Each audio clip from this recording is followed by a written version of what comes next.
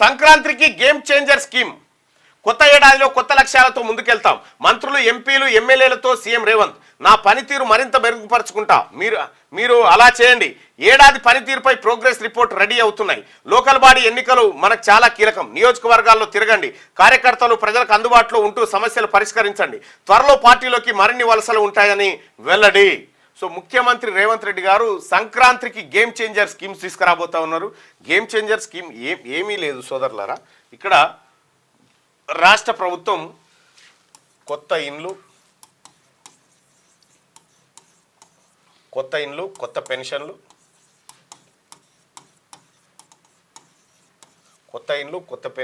ఆ తర్వాత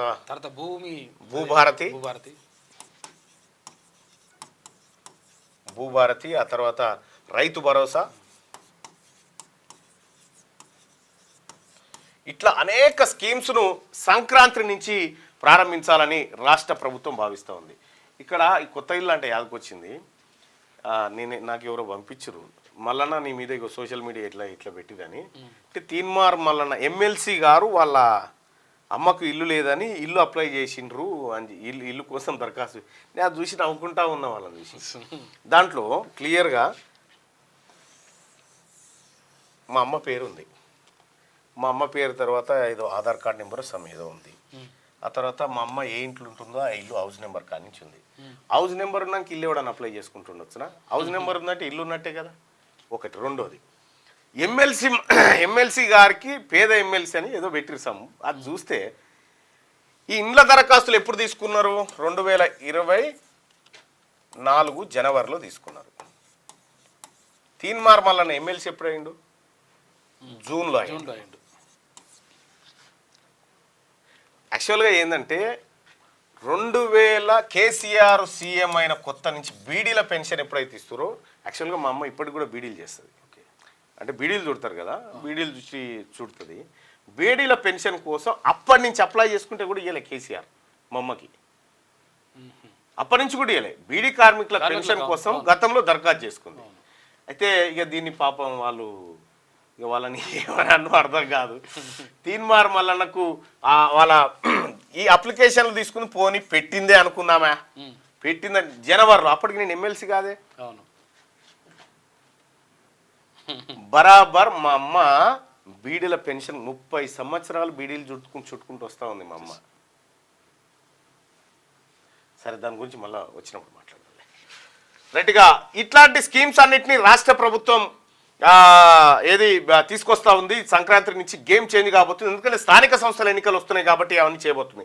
కొత్త ఏడాదిలో కొత్త లక్ష్యాలతో ముందుకెళ్తామని మంత్రులు, ఎంపీలు, ఎమ్మెల్యేలకు సీఎం రేవంత్ రెడ్డి సూచించారు. యాక్చువల్గా ఏంటంటే మా అమ్మ నేనెందుకు అప్లై చేసిన ఇది నేను చెయ్యను కూడా చేయలేదు, నాకు ఇప్పుడు ఎందుకు బిడ్డ అని చెప్పానంటూ ముందుకెళ్తామని మంత్రులు, ఎంపీలు, ఎమ్మెల్యేలకు సీఎం రేవంత్ రెడ్డి సూచించారు. ప్రజలకు మరింత సేవ చేసేందుకు ఇవాటి నుంచి నా పనితీరును ఇంకా మెరుగుపరుచుకుంటాను, మీరు కూడా మీ పనితీరును మెరుగుపరుచుకోవాలని చెప్పారు. న్యూ ఇయర్ సందర్భంగా సీఎం రేవంత్ రెడ్డికి శుభాకాంక్షలు తెలిపేందుకు మంత్రులు, ఎంపీలు, ఎమ్మెల్యేలు బుధవారం హైదరాబాద్ జూబ్లీహిల్స్లోని ఆయన ఇంటికి వచ్చారు. ఈ సందర్భంగా వాళ్లతో సీఎం ఇష్టాగోష్ఠిగా మాట్లాడారు.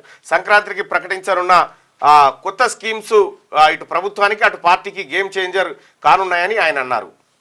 ఏడాది కాలంలో అయితే నాకు ఒక డౌట్ ఏంటంటే ఈ ఇండ్లది ఎవడన్నా రాసిండో ఏమో.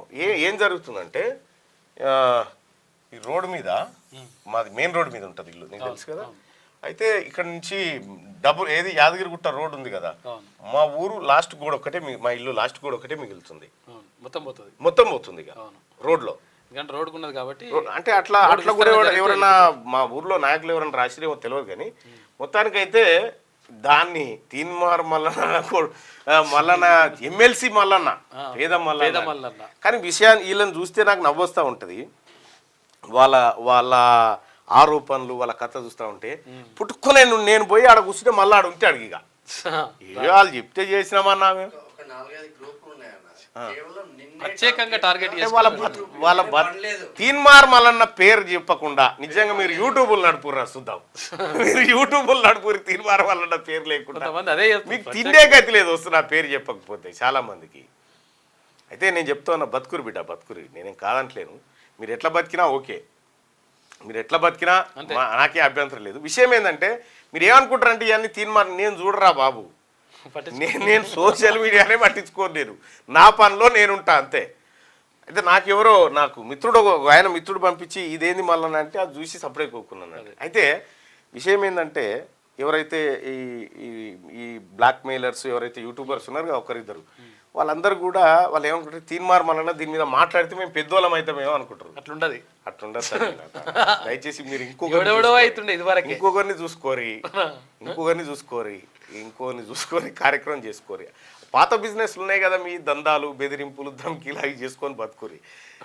మీకు ఈ శాతనైన రోజులు వాడుకోరి, నేనైతే రెడీగా ఉన్నా. మీ కలల ఇల్లు హైదరాబాద్ ఫిజాదిగూడలో అందుబాటులో ఉంది. 86 గజాల విస్తరణ, 1500 స్క్వేర్ ఫీట్, కార్పెట్ ఏరియా, ప్రశాంతమైన వాతావరణం, విలువ పెరుగుతున్న ప్రాంతం, అదిరిపోయే డబుల్ బెడ్రూమ్ ఇల్లు, బ్యాంక్ లోన్ సౌకర్యం కలదు. ఈ అద్భుత అవకాశాన్ని మిస్ కాకండి. మరిన్ని వివరాల కోసం సంప్రదించవలసిన నెంబర్లు